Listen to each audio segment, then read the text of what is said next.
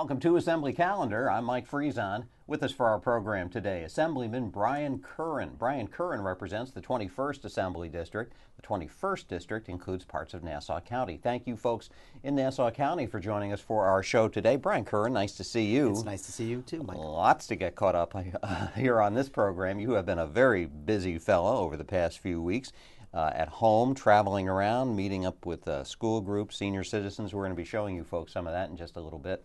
But here in Albany, helping pass an on-time state budget. Good things in this budget for the people you represent? There is, Mike, and like you said, it's a good start when we actually get it passed on time, which is the third consecutive one, which I believe hasn't been done in 40 years. And many people say, well, shouldn't be a big deal. But unfortunately, before I got up here 3 years ago, it was a big deal, and it's good that we're starting to get our act together up here in Albany, passing it on time. But there were a lot of good things in this budget. Brian Curran gets to Albany 3 years ago, and there's 3 consecutive on-time state budgets, people. I believe that Dean Skelos and Governor Cuomo have a lot to do with that as well.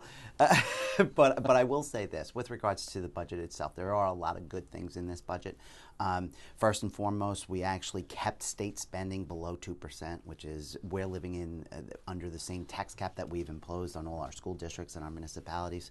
There's also other good things such as the educational aid that came back to the schools in the 21st Assembly District, and real specifically, under the governor's proposal, the schools, particularly in my district, were getting extremely hit hard. They had lost a lot of money because the governor had taken away a line of that budget called high tax aid.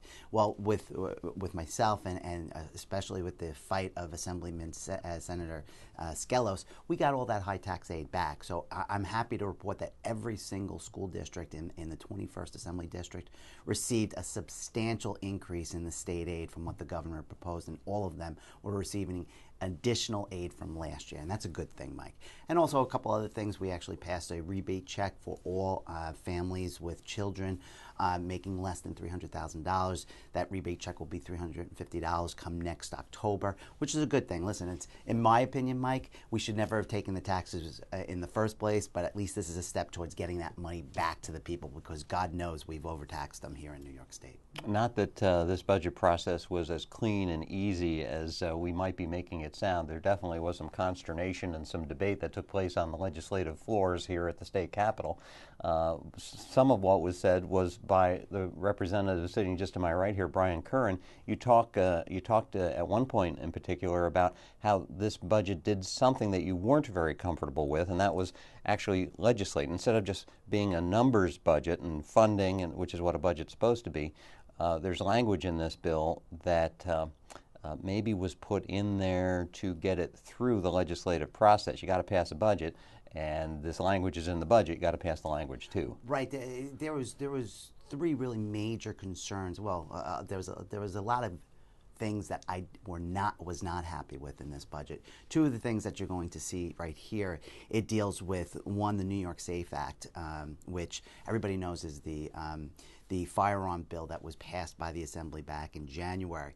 And what the governor tried to do in this budget was they tried to clean up the language in that bill. And I had voted for that bill because of only 2 reasons, Mike. I believe that the mental health provisions in the bill actually going to make people safe, and as well as the increase in criminal penalties against those who possess illegal firearms.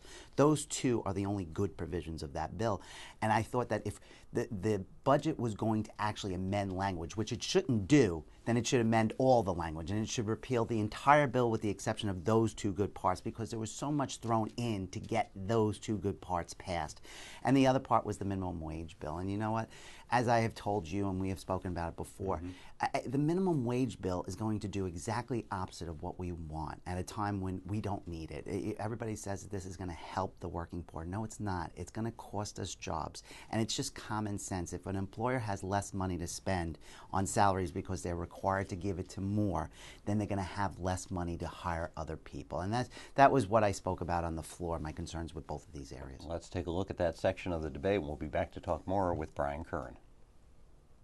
There's 2 portions of this bill that highlight the fact why I'm voting against it. First, the section of the bill that deals with the New York SAFE Act. We are clearly legislating through this budget bill, which has been shown to be unconstitutional. If we are going to take that path, we should have repealed the entire bill with the exceptions of the mental health provisions as well as the increased criminal penalties associated with the bill.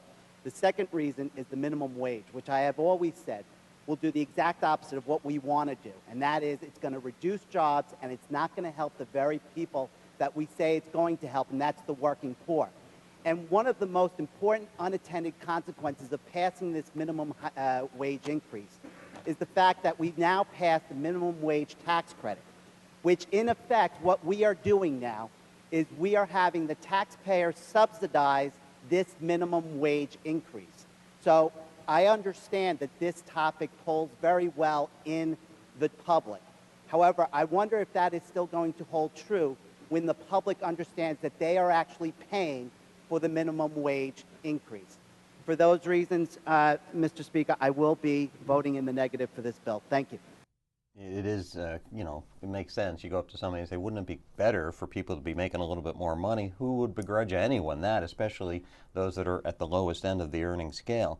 But you know, it's kind of an artifice, is what it is, and the employers who are maybe operating on a slim margin, they're the ones that are going to be impacted pretty hard by this. And what I tell everybody is that one of the biggest problems up here in Albany, as well as the federal level, is that we've gotten into a habit of legislating by feel-good legislation. If it feels good, let's do it, but we don't actually think about what the policy ramifications are, and minimum wage is an excellent example of that because it's going to do exactly opposite of what we're doing. And then, like I said, the unintended consequences of actually the tax credit now causing the public to actually subsidize that minimum wage increase. It's just against everything that our system is actually created to do. Let's take a look at one more piece of debate from Assemblyman Curran. This has to do with funding for people with developmental disabilities. That funding was cut in this budget. That caused a lot of consternation on part of members of the legislature, especially at a time when there were questions being raised about funding for tax credits for Hollywood productions in New York State. Let's take a look at that debate, and we'll be back to talk more with Brian Curran on today's Assembly calendar.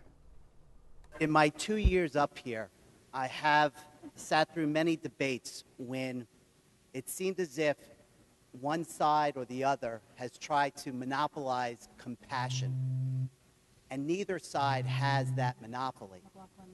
I believe that both sides are compassionate, and this amendment, I am sure, is painful and is killing many of my colleagues on the other side, and it doesn't speak to their compassion. They are as concerned about this cut as many on our side, and I recognize that. And Mr. Speaker, if you just indulge me, I want to reiterate what Mr. Goodell said insofar as thanking Mrs. Gunther for her fight on this issue from the beginning of when the governor proposed his executive budget. And as I had said before, I know there are other people on that side in which this amendment is painful to deal with. But with that said, the governor has always liked to use this phrase in many of his speeches, and that is, it's hard. I get it. It's hard. And he's right. This is one of those occasions that this vote, it's hard. I get it. But I'm going to ask you, support it. It's worth it. It's worth doing. As my father always said, if it's worth doing, it's always hard. Thank you, Mr. Speaker. Let's talk about that funding for the developmentally disabled and how that all went down. Yeah, Mike, the governor's proposal actually cut $120 million out of the developmental disabled budget. That's 6% of their overall budget. As we have always said, that it is tough times, and we understand that we have to cut in certain areas, but we have to get our priorities straight. Cutting the developmentally disabled budget was not the right set of priorities, especially as you mentioned when we're giving Hollywood tax credits for $420 million. And what the Republican Assembly tried to do there was to actually introduce an amendment to have that money restored. Now, the Senate did restore $30 million, but they are still being cut $90 million. That's not the right priorities, and that's what we were trying to fight for. We'll be talking more about the impact of this budget on you folks that are watching this program as the legislative session continues on here at the state capitol. I mentioned at the top of the show that you've been busy. You've been busy not only here in Albany, but traveling around the district, meeting up with folks. Let's give the people watching a bit of a flavor as to some of the places you've been and people you've seen. We're going to start off with some school groups here, Brian Curran. Tell us where you are. Yeah, you know what? This actually is at the Center Avenue School in East Rockaway. Mike, we've made it a priority to go to schools on a regular basis and teach them about, government and what we do up here in Albany. This is Center Avenue in East Rockaway, and then you're going to see a photograph of William T. Buck School in Valley Stream. We also visited St. Raymond's in East Rockaway, as well as West End in Lynbrook, and I believe we have 4 more scheduled for the next 4 weeks. All right. Well, that's and the kids enjoy it, and it always ends up in a pizza party. I bet they ask some of the best questions you get. Forget the media up here and the press at the state capitol, that Legislative Correspondence Association. I bet they're the ones asking the tough questions. Got to tell you, it's a lot of fun. It's probably the best part of the job. There are other young people that you've met with involved in some specific organizations. Let's take a look at some of those pictures we've got here. Yeah, this was a Jack and Jill group out of Roppel Center, and I was a guest speaker at their Legislative Forum Day, where we just talked about, again, how what we do up here in Albany and also how a bill becomes a law. It was a great group of kids, and it was a great day. It was very informative for the kids, and they had a good time. And if we go to our next picture here, we've got, this is a cyberbullying workshop. Yes, you know what? Myself and Senior Town Councilman Tony Santino have been holding cyberbullying seminars. We've held it in Lynbrook, Roppel Center, and this one is actually in Baldwin that we just had this past week.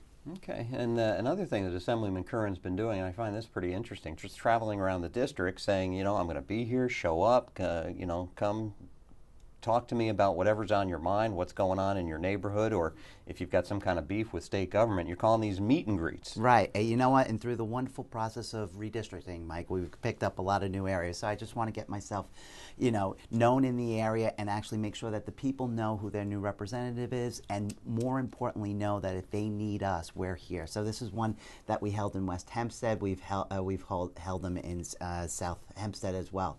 This actually is a luncheon that we just recently held at the Nathan Hale Senior Center in Lynbrook.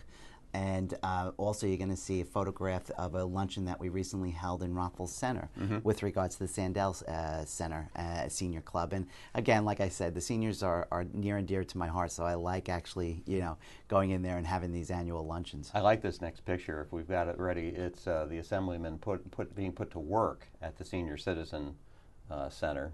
He's serving some food. There it is. Listen, Mike, I look good behind the food line there. I actually like to be on the other line, getting the food put on the plate. And Mike, let me just tell you, it brings back the days when, listen, I was not a silver spoon baby. It recalls me my days of McDonald's, being a chef at McDonald's. Oh, yeah, we should compare stories. I've got some fast food employee stories I could tell you. And if we've got time, we've got just 1 or 2 last pictures here to show. If we've got those loaded up and in, we've been kind of busy shuffling through. And there it is, the annual haircut. Yes, Mike, if people watching the show can't tell you, this is not a voluntary haircut. It's an annual tradition. It's at St. Baldrick's, and for those of you, I got that was going on behind you there. This young fella didn't seem as happy about the haircut. I was going to say no. I think this might have been his first time through.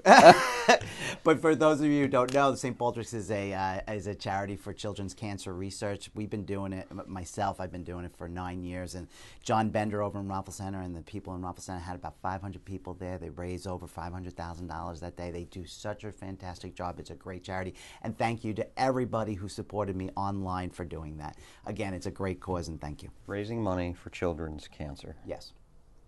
$500,000. Just for that one event. In one day. And they are all over the country, and it started with 3 people. So anybody who says that one person can't make a difference, those 3 individuals, those prove them wrong. You and I have this discussion every year. I guess that would make it worth it, getting that haircut. It would scare me, but that's a terrific thing. As long as it grows back, Mike. Brian Curran, thank you for joining us today. Thank you, Mike. Always a pleasure. We want to thank you folks, too, for spending your time, and we'll hope to see you all soon for our next edition of Assembly Calendar.